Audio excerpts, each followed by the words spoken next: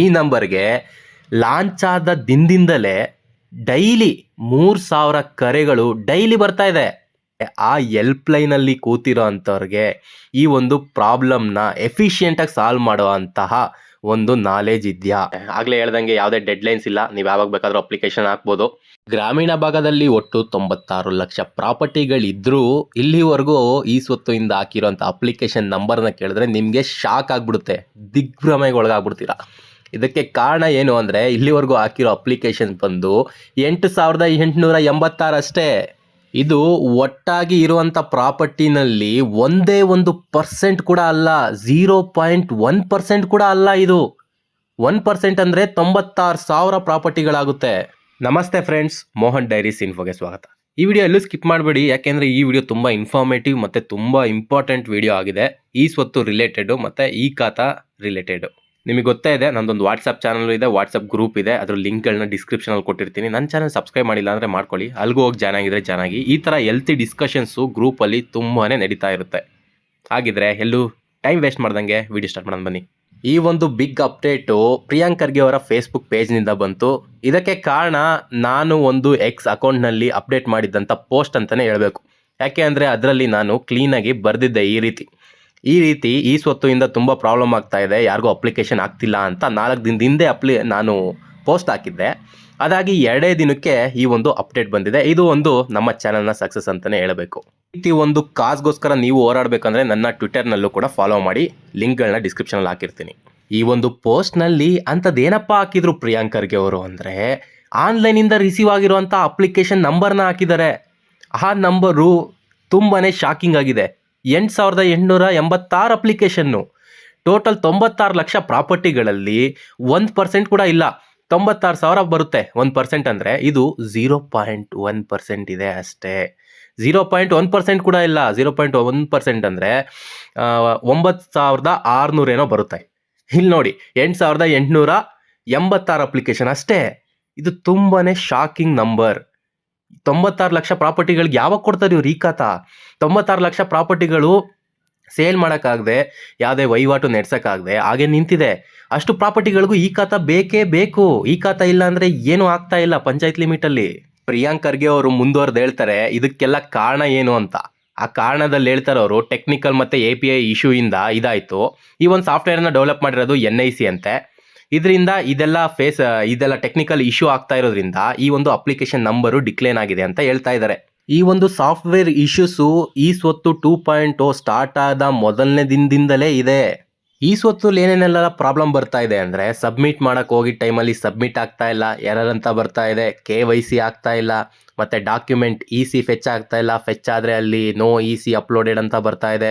ಈ ರೀತಿ ಹಲವಾರು ಪ್ರಾಬ್ಲಮ್ಮು. ಈ ಸ್ವತ್ತು ಸ್ಟಾರ್ಟ್ ಆದ ಮೊದಲನೇ ದಿನದಿಂದನೇ ಇಬ್ಬರು KYC ಆಗ್ತಾ ಇರಲಿಲ್ಲ. ಡಬಲ್ ಓನರ್ ಇದ್ದಿದ್ರೆ ಇಬ್ರಿಗೂ KYC ಆಗ್ತಾ ಇರಲಿಲ್ಲ. ಇದೆಲ್ಲ ಸಮಸ್ಯೆ ಇದೆ.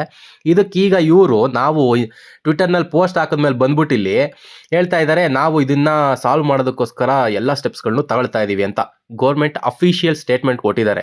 ಇರಲಿ, ಅಟ್ಲೀಸ್ಟ್ ಗೌರ್ಮೆಂಟ್ ಆ್ಯಕ್ಷನ್ ಆದರೂ ತಾಳ್ತಾ ಇದೆ. ನೆಕ್ಸ್ಟ್ ಏನು ಹೇಳಿದ್ದಾರೆ ಅಂದರೆ, ಗೌರ್ಮೆಂಟ್ ಒಂದು ಹೆಲ್ಪ್ಲೈನ್ ನಂಬರ್ನ ಬಿಟ್ಟಿದೆ. ಅದು ನಿಮಗೆ ಗೊತ್ತೇ ಇರುತ್ತೆ. ಆ ನಂಬರ್ ಬಂದ್ಬಿಟ್ಟು 9483476000 ಅಂತ. ಈ ನಂಬರ್ಗೆ ಲಾಂಚ್ ಆದ ದಿನದಿಂದಲೇ ಡೈಲಿ 3000 ಕರೆಗಳು ಡೈಲಿ ಬರ್ತಾ ಇದೆ. ನಾನು ಒಪ್ಕೊಳ್ತೀನಿ, 3000ಕ್ಕಿಂತ ಜಾಸ್ತಿ ಕರೆಗಳು ಬರ್ತಾ ಇದೆ. ಆದರೆ ಆ ಹೆಲ್ಪ್ ಲೈನಲ್ಲಿ ಕೂತಿರೋ ಅಂಥವ್ರಿಗೆ ಈ ಒಂದು ಪ್ರಾಬ್ಲಮ್ನ ಎಫಿಷಿಯೆಂಟಾಗಿ ಸಾಲ್ವ್ ಮಾಡುವಂತಹ ಒಂದು ನಾಲೆಜ್ ಇದೆಯಾ? ನಾನು ಕೇಳೋ ಪ್ರಶ್ನೆ. ನಾನು ತುಂಬ ಸರಿ ಕಾಲ್ ಮಾಡಿದ್ದೀನಿ, ತುಂಬ ಪ್ರಾಬ್ಲಮ್ ಬಂದಾಗ. ಅವ್ರಿಗೇನು ಗೊತ್ತಿಲ್ಲ, ಸರಿನಾ? ಅವರು ಕೊಡೋ ಸೊಲ್ಯೂಷನ್ನು ನಮ್ಗೆ ಹೆಲ್ಪ್ಫುಲ್ ಆಗ್ತಾ ಇಲ್ಲ, ನಾವು ಸಾಲ್ವ್ ಮಾಡೋಕ್ಕಾಗ್ತಾ ಇಲ್ಲ. ಅವ್ರಿಗೇನು ಇದ್ರ ಬಗ್ಗೆ ನಾಲೆಜ್ ಇಲ್ಲ. ಸುಮ್ಮನೆ ಅವ್ರಿಗೆ ಕೊಟ್ಟಿದ್ದೀರಾ, ಅವ್ರು ಬಂದು ಕೂತಿದ್ದಾರೆ. ನಾವು ಕಾಲ್ ಮಾಡಿದಾಗ ಏನೋ ಹೇಳ್ತಾ ಇದ್ದಾರೆ ಅಷ್ಟೇ. ಬಟ್ ನಮ್ಮ ಒಂದು ಪ್ರಾಬ್ಲಮ್ಸ್ಗಳು ಸಾಲ್ವ್ ಆಗ್ತಾ ಇಲ್ಲ. ಇದನ್ನು ಅಡ್ರೆಸ್ ಮಾಡಿ. ನೆಕ್ಸ್ಟ್ ಬರೋ ದಿನಗಳಲ್ಲಿ ನಾನು ಇದನ್ನ ಟ್ವಿಟರ್ನಲ್ಲಿ ಅಪ್ಡೇಟ್ ಮಾಡ್ತೀನಿ. ನಿಮ್ಗೊಂದು ವೇಳೆ ಇವ್ರ ನಂಬರು ಎಲ್ಲಿಂದ ಸಿಗ್ಬೋದು ಅಂದರೆ, ಈ ಸ್ವತ್ತು ಪೋರ್ಟಲಲ್ಲಿ ಡೈರೆಕ್ಟ್ ಅಲ್ಲೇ ಸಿಗುತ್ತೆ. ಪಂಚಮಿತ್ರ ಪೋರ್ಟಲ್ ಇದೆ, ಅಲ್ಲೂ ಸಿಗುತ್ತೆ.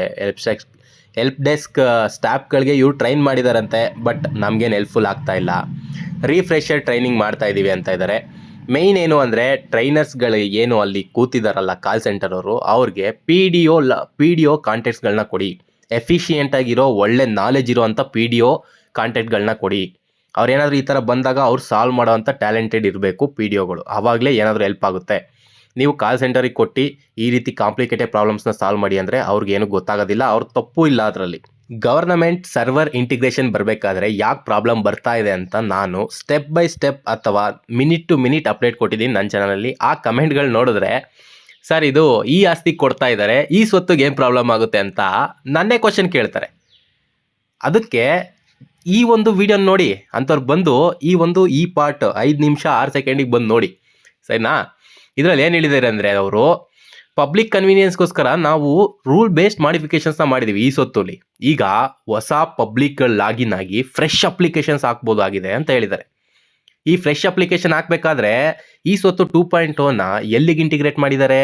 ಭೂಮಿ ಅದು ಒಂದು ಸರ್ಕಾರದ ವೆಬ್ಸೈಟು, ಕಾವೇರಿ ಇದು ಸರ್ಕಾರದ ಡಿಫ್ರೆಂಟ್ ವೆಬ್ಸೈಟು ಈ ಸ್ವತ್ತು ಬಿಟ್ಟು, ಪಂಚತಂತ್ರ ಇದು ಡಿಫ್ರೆಂಟು, ಮೊಜಿನಿ ಇದು ಕೂಡ ಡಿಫ್ರೆಂಟು, ಎಸ್ಕಾಮ್ ಇದು ಕೂಡ ಡಿಫ್ರೆಂಟು. ಟೋಟಲ್ ಎಷ್ಟು?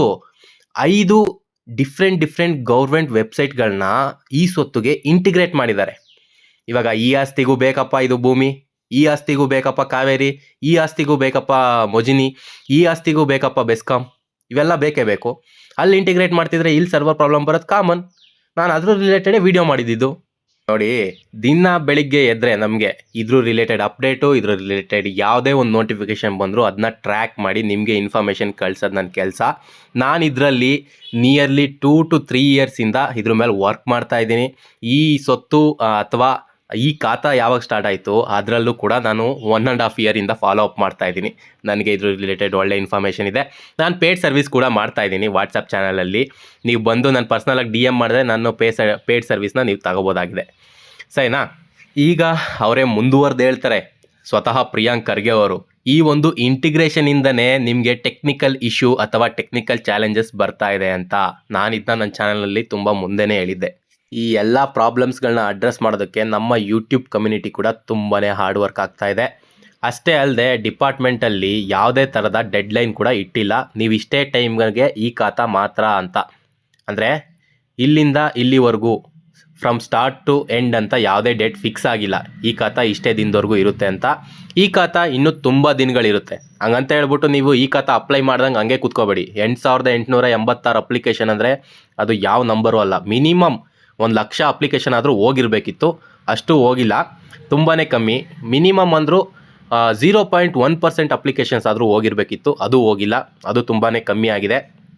ಸೊ ಟೈಮ್ ಎಕ್ಸ್ಟೆಂಡ್ ಮಾಡಿದ್ದಾರೆ, ಟೈಮ್ ಫಿಕ್ಸ್ ಇಲ್ಲ ಅಂತ ಹೇಳ್ಬಿಟ್ಟು ನೀವು ಅಪ್ಲಿಕೇಶನ್ ಹಾಕೋದು ಬಿಡಬೇಡಿ. ಅಪ್ಲಿಕೇಶನ್ ಹಾಕಿ, ಆವಾಗಲೇ ನಿಮ್ಮ ಒಂದು ಅಪ್ಲಿಕೇಶನ್ನು ಸೀನಿಯಾರಿಟಿ ವೈಸ್ ನಿಮಗೆ ಇಶ್ಯೂ ಮಾಡ್ತಾರೆ. ಯಾರು ಫಸ್ಟ್ ಬಂದಿರುತ್ತೋ ಅದನ್ನು ಫಸ್ಟು ಇಶ್ಯೂ ಮಾಡೋದಾಗುತ್ತೆ. ಆಗ ಇಶ್ಯೂ ಮಾಡ್ತಾರೆ. ಎಲ್ಲ ಒಂದೇ ಸರಿ ಹಾಕಿದ್ರೆ ಅವಾಗ ಸರ್ವರ್ ಕ್ರ್ಯಾಶು ತುಂಬಾ ಜಾಸ್ತಿ ಆಗೋಕ್ಕೆ ಸ್ಟಾರ್ಟ್ ಆಗುತ್ತೆ. ಇವಾಗಲೇ ಸರ್ವರ್ ಇಲ್ಲ, ಇನ್ನು ಮುಂದಕ್ಕೆ ಇನ್ನೂ ತುಂಬ ಪ್ರಾಬ್ಲಮ್ ಆಗುತ್ತೆ. ಎಲ್ಲ ಒಟ್ಟಿಗೆ ಹಾಕಕ್ಕೆ ಹೋಗಬೇಡಿ, ಸ್ಟೆಪ್ ಬೈ ಸ್ಟೆಪ್ ಹಾಕೊಂಡೋಗಿ. ಈಗ ಟೈಮ್ ಕೊಟ್ಟಿಲ್ಲ ಅಲ್ವಾ, ಸ್ಟೆಪ್ ಬೈ ಸ್ಟೆಪ್ ಹಾಕೊಂಡೋಗಿ, ಬೆಟರ್ ಅಲ್ವಾ? ಯಾವುದೇ ಆಗಲೇ ಹೇಳ್ದಂಗೆ ಯಾವುದೇ ಡೆಡ್ಲೈನ್ಸ್ ಇಲ್ಲ, ನೀವು ಯಾವಾಗ ಬೇಕಾದರೂ ಅಪ್ಲಿಕೇಶನ್ ಹಾಕ್ಬೋದು. ಸೊ ಪಬ್ಲಿಕ್ ಯಾವುದೇ ಪ್ಯಾನಿಕ್ ಆಗೋ ಅವಶ್ಯಕತೆ ಇಲ್ಲ. ಪಬ್ಲಿಕ್ 1.5 ವರ್ಷದಿಂದ ಕೋಆಪರೇಟ್ ಮಾಡ್ತಾನೆ ಅವರೇ. ಸರ್ಕಾರನ ಕೋಆಪರೇಟ್ ಮಾಡಿದ್ರೆ ತುಂಬ ಒಳ್ಳೆಯದು ಅನಿಸುತ್ತೆ. ಈ ವಿಡಿಯೋ ನೋಡೋದಕ್ಕಾಗಿ ಧನ್ಯವಾದ. ಈ ವಿಡಿಯೋ ಹೆಂಗನ್ನಿಸ್ತು ಅಂತ ನನಗೆ ಕಮೆಂಟ್ ಮಾಡಿ ತಿಳಿಸಿ. ಈ ವಿಡಿಯೋ ಯಾರಿಗೆಲ್ಲ ನೆಸೆಸಿಟಿ ಇದೆ, ಈ ಒಂದು ವಿಡಿಯೋ ಎಷ್ಟು ವ್ಯೂಸ್ ಬರುತ್ತೋ ಅಷ್ಟು ನಿಮಗೆ ಹೆಲ್ಪ್ ಆಗುತ್ತೆ. ಶೇರ್ ಮಾಡಿ. Thank you.